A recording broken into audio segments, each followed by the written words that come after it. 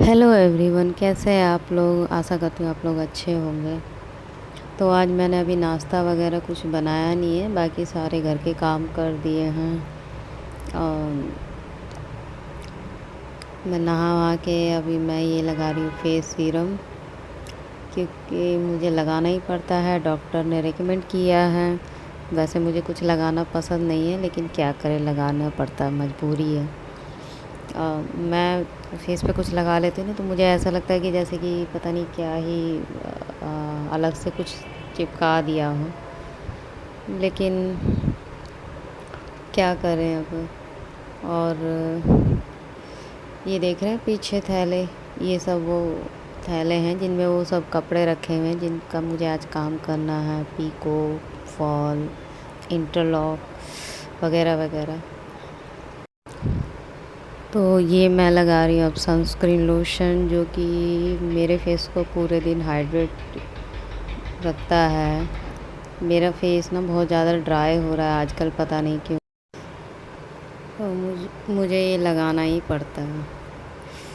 तो ये वैसे काफ़ी अच्छा है, ये मेरे फेस पे को की स्किन को मतलब हाइड्रेटिंग रखता है।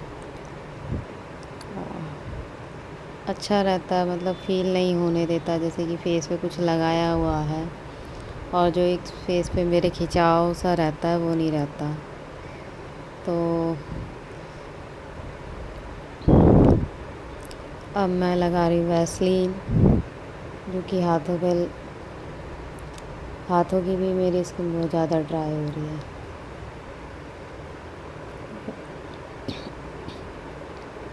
जैसे मैं लगा रही थी तो पता नहीं क्यों ऐसा लग रहा था जैसे कुछ छूट रहा हो। फिर मैंने देखा भी कि कुछ छूट रहा था, फिर मैंने इग्नोर किया। लेकिन बाद में मैं जैसे जैसे दोबारा और अच्छे से रब करती गई, तो फिर मैंने देखा कि वाकई में कुछ ऐसा छूट रहा था।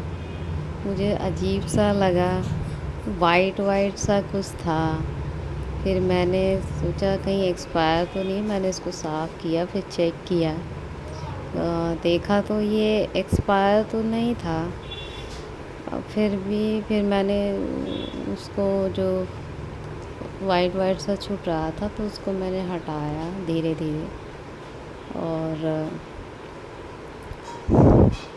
काफ़ी ज़्यादा, मतलब मैं जितना हटा रही थी ना उतना ही ज़्यादा निकलता जा रहा था। जब तक वो गीला था, जैसे जैसे हाथ मेरे सूखे, फिर वो सही हो गया। तो अब मैं यहाँ पे आ गई हूँ साड़ियों पे पीको करने के लिए। वैसे मैं इससे पहले कर चुकी थी मैंने, लेकिन वीडियो शूट नहीं किया था। प्रॉब्लम ये है कि वीडियो शूट मैं अकेले ही करती हूँ, और मुझे किस एंगल से मैं करूँ उसके लिए भी मेरे पास कोई स्टैंड वगैरह नहीं है, तो मुझे नीचे ही रख के करना पड़ता है। तो अब मैं इस साड़ी पे से पहले इसमें ब्लाउज़ था तो उसको हटाऊँगी।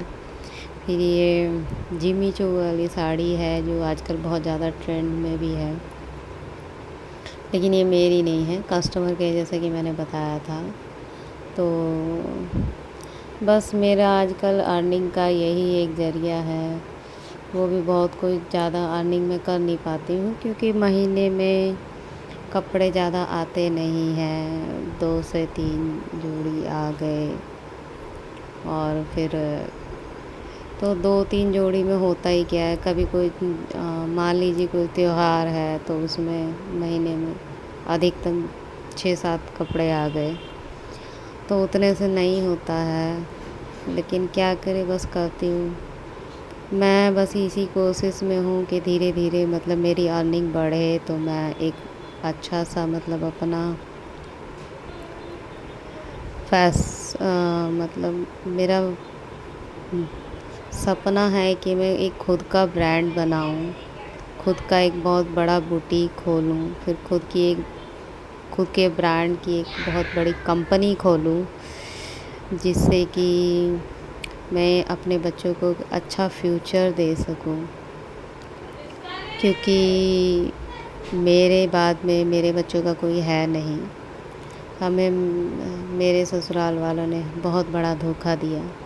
मेरे पति की डेथ के बाद में सब लोगों ने हमें छोड़ दिया। जब तक वो थे तो हम लोग ही सबका खर्चा चलाते थे सबका।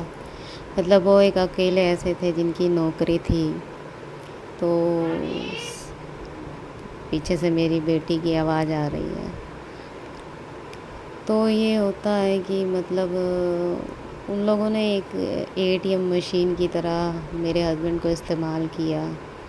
और मेरी 2 बेटियां हैं, किसी के भी बच्चे की शादी पड़े, पढ़ाई लिखाई, घर का सामान, राशन, खेत की बुआई कटाई और मतलब सब कुछ मेरे हस्बैंड ही देखते थे। वो लोग जो कमाते थे वो अपना रखते जाते थे। और ये बात हमें तब पता लगी जब मेरे हस्बैंड की डेथ हो गई। तो जो लोग ये मतलब दिखाते थे हमें कि हमारे घर में चाय पत्ती के लिए भी पैसे नहीं हैं, चीनी के लिए भी पैसे नहीं हैं, आज उन लोगों ने 3-3 मकान बना लिए।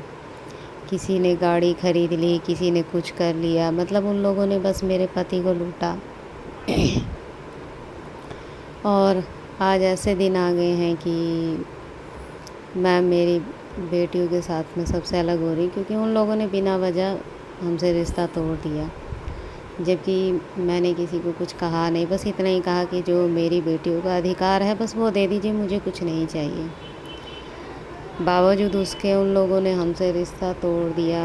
और एक कारण ये भी है कि 2 बेटियां हैं मेरी, तो इनकी शादी कहीं हम लोगों को ना करनी पड़ जाए और कहीं हम लोगों को इनका खर्चा ना उठाना पड़ जाए। तो काफ़ी कुछ उन लोगों ने किया, मार पिटाई, झगड़ा, गाली गलौज हमारे साथ में किया। तो लेकिन फिर भी मैं खुश हूँ, चाहे जो भी है। मैं चाहे कम ही आज कमा रही हूँ, लेकिन मैं कोशिश यही करती हूँ कि जो उनके पापा का सपना था अपनी बेटियों के लिए वो मैं पूरा करूँ। थोड़ा मुश्किल है, थोड़ा नहीं, आज के टाइम में बहुत मुश्किल है। मैं कोशिश करती हूँ, लेकिन आज हम जिस एरिया में रहते हैं ना, वो एरिया भी कोई इतना अच्छा नहीं है कि यहाँ पे कोई डिज़ाइनर कपड़े वगैरह सिलवाए या अच्छे मतलब पेमेंट भी कर सके। तो बस थोड़ा यही है कि हमें अपने काम के हिसाब से वो दाम नहीं मिल पाता। बट मेरी कोशिश है कि मैं दुआ करती हूँ भगवान से कि जल्दी जल्दी मतलब मेरी जो अच्छी कमाई हो जाए, तो मैं कोशिश करूँ कि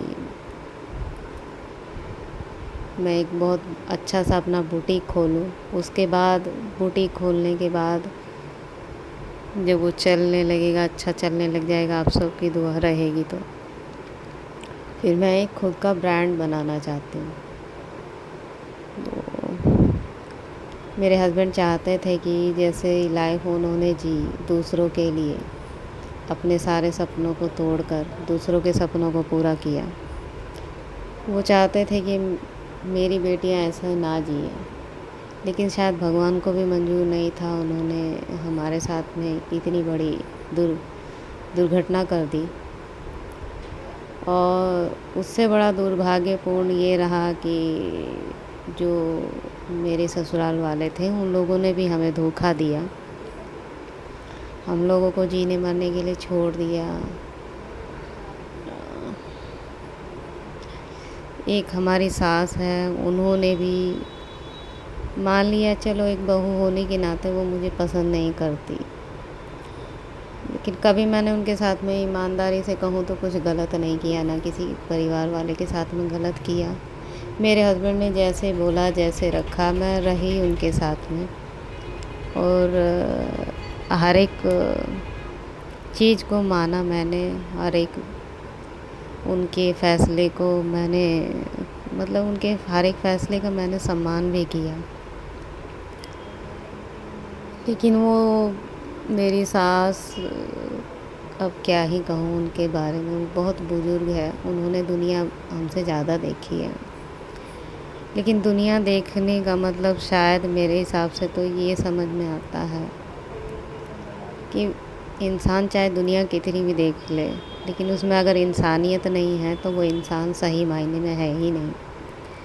सेम मेरे ससुराल वालों और मेरी सास के साथ में है, जिन्होंने मेरी 2 बेटियों को आज तक, मेरे पति को लगभग 3 साल पूरे होने वाले हैं, जून में पूरे हो जाएंगे। आज तक मेरी बेटियों को एक बार भी फ़ोन करके नहीं पूछा कि बच्चों तुम लोग कैसे हो, ठीक हो कि नहीं हो। हमें किसी ने भी नहीं पूछा।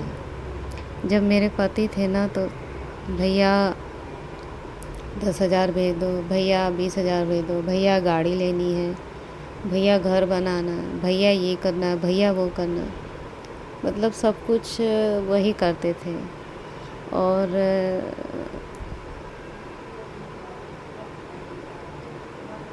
उनके ना रहने के बाद, सॉरी मैं थोड़ी सी इमोशनल हो गई हूँ, उन लोगों ने हमें जीने मरने के लिए, चाहे जी रहे मर रहे हैं, हम लोग खाना खा रहे हैं कि नहीं खा रहे हैं, छोड़ दिया। तो बस आप लोग से यही है कि आप लोग ज़्यादा से ज़्यादा प्लीज़ सपोर्ट कीजिए, ज़्यादा से ज़्यादा चैनल को सब्सक्राइब कीजिए, ताकि मैं व्लॉगिंग के ज़रिए थोड़ा सा अर्निंग कर सकूं। तो ये मेरा न्यू ब्लाउज़ का मैं ट्राई कर रही थी, जो मैं सिल नहीं पाई पूरा, अभी इसमें से मुझे मटेरियल नहीं मिला, ढीला भी हो गया।